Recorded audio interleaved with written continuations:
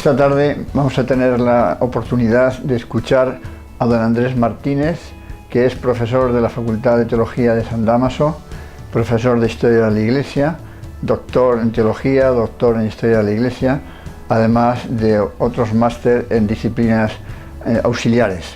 Nos va a hablar de un tema tan importante como es la doctrina de la Eucaristía en el Concilio de Trento, en el que tuvo el Caballero de Gracia la oportunidad de participar con el Padre Conciliar Juan Bautista Castaña. Andrés, ¿qué nos puedes decir de la importancia del Concilio de Trento en la Iglesia del siglo XVI y, por supuesto, incluso también en la de nuestros días? Pues tiene una importancia fundamental para la vida de la Iglesia. Primero porque el concilio era algo deseado por muchos, aunque no por todos. De hecho, los papas tenían un gran miedo a la celebración de un concilio por lo que había pasado años antes con el problema del conciliarismo en los concilios de Basilea y Constanza. Había mucho miedo a que un concilio se pudiera situar por encima de la autoridad del Papa. Sin embargo, ante la magnitud que estaba cobrando la Reforma Protestante y las otras reformas, como la de Calvino y la de Zwinglio, se vio que era el único medio eficaz para hacer frente a ese problema. Eso por una parte. Por otra parte, tiene una gran importancia porque el Concilio de Trento no fue un concilio, como muchas veces pensamos, contra Lutero o anti-Lutero. Evidentemente, el concilio tenía que responder a los planteamientos de Lutero, al igual que de otros reformadores, pero el Concilio de Trento va a ser un concilio también muy creativo. De hecho, es significativo, menciono dos detalles. Es el primer concilio donde se va a empezar a aplicar una especie de historia crítica de la Sagrada Escritura, que habían una exégesis nueva que había nacido en la Escuela de Salamanca. Eso por una parte, y por otra parte es novedoso, entre otras cosas, pero porque es el primer concilio donde se decreta la creación de seminarios. Entonces, no es simplemente un concilio que va contra alguien, sino que es un concilio que lo que quiere es profundizar en la vida de la Iglesia y mostrar, sobre todo al pueblo fiel, la verdad de la fe revelada. No va contra Lutero, como muy bien has dicho, pero de hecho hubo que definir la presencia real de Cristo en la Eucaristía. Se empleó por primera vez, si no me equivoco, la palabra transustanciación, ¿no? Y ahora que estamos celebrando de una parte los 500 años del Caballero de Gracia y por otra parte los 500 años de Lutero, ¿no? Inevitablemente las enseñanzas de Lutero, aunque tal vez él no lo pretendiera inicialmente, tuvo después consecuencias nada deseables para la vida de la Iglesia. ¿Nos puedes hablar un poco de esas consecuencias? Tuvo grandes consecuencias. Voy a poner dos ejemplos que yo creo que son muy significativos. El primero es con la libre interpretación de la Escritura.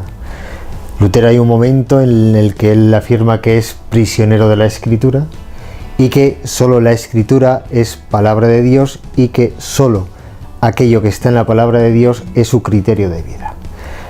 ¿Qué van a hacer sus discípulos? Van a decirle a Lutero: ¿y por qué eres tú el único que puede interpretar la Escritura? ¿Por qué no la puede interpretar cada cristiano según crea conveniente? Entonces van a hacer una serie de ramas del luteranismo que se van a denominar los fanáticos, que van a provocar la guerra de los campesinos. Personas que, basándose en la Escritura, se van a convertir en bandoleros que van a atacar las haciendas, van a atacar las tierras, van a matar a gente para hacerse con las propiedades. ¿Por qué? Porque como en la Biblia dice, en los Hechos de los Apóstoles, dice que todo lo ponían en común, pues todo tiene que ser en común. Por lo tanto, no tiene que haber una propiedad privada. Hay un momento en que Lutero tiene que tomar partido. Y toma partido a favor de los príncipes y en contra de los campesinos. Y se va a provocar una guerra que va a ser una matanza brutal. Eso por una parte. Evidentemente, sin querer, Lutero yo entiendo que no buscaría eso, ¿no? La otra consecuencia la vamos a tener ya propiamente con la Eucaristía y con las imágenes. Al negar la transustanciación, porque no niega la presencia real, pero sí la transustanciación, va a haber otros reformadores como Calvino y Zuinglio y algunos discípulos más directos de Lutero que van a decir, si no hay transustanciación, no hay presencia real. Por lo tanto, no hay Eucaristía, el pan y el vino son signos nada más. Y eso se traslada también a las imágenes. Y por lo tanto, el culto a las imágenes acaba desapareciendo. Por contra, el concilio va a definir la presencia real, va a haber una sesión en la que se va a hablar del culto a las imágenes, y eso evidentemente va a favorecer todo el esplendor del arte barroco, que nace precisamente para poner de relieve el fundamento de la Eucaristía y una correcta devoción a las imágenes. Aparte de estas consecuencias negativas, lamentables, del concilio se derivan muchas cosas estupendas, has dicho algunas, como aparte de los seminarios, que no es una cuestión menor, el catecismo romano, Concilio de Trento, importantísimo para la vida de la Iglesia, el mismo arte al servicio de la liturgia para dignificarla, y algo que nos afecta más directamente a los que aquí ahora en la Asociación Eucarística del Caballero de Gracia, ¿no? Las cofradías o hermandades o entidades en definitiva que difundían la devoción a la Eucaristía, ¿no? Es muy probable que, como el caballero asistió a esa tercera sesión, eso quedara en su mente y años más tarde promoviera esta institución al llegar a Madrid. ¿Qué nos puede decir de este tema, de las cosas buenas, de las cofradías en concreto?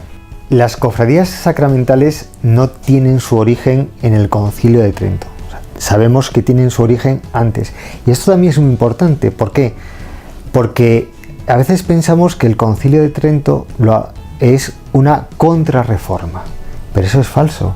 Antes del Concilio de Trento hubo reforma católica, bien entendida.